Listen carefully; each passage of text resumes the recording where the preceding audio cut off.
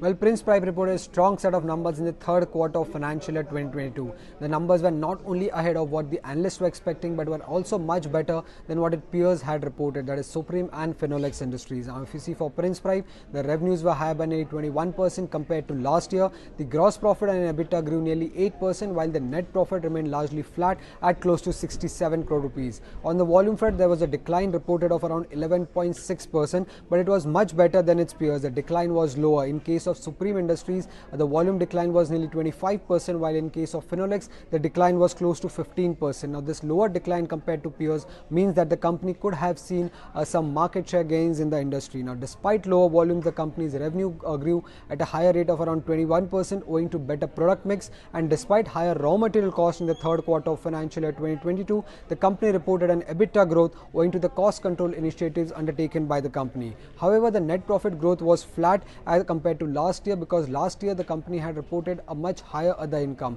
and now compared to this year, if you see, last year's other income was higher by nearly 3 times. Also, the tax outgo in the third quarter was much higher compared to last year, and on the back of these two reasons, the net profit growth was largely flat. Now, apart from these facts that the earnings were better compared to peers, companies' increasing focus towards storage tanks and composite and industrial pipes will not only help the company to increase the total addressable market, but they can also benefit from the government's focus on the Nal Se Jal scheme. Now, if you see for FY23, the allocation has been much higher for this scheme at around 60,000 crore rupees. So this company could benefit even from this higher government focus towards the Nal Se Jal scheme.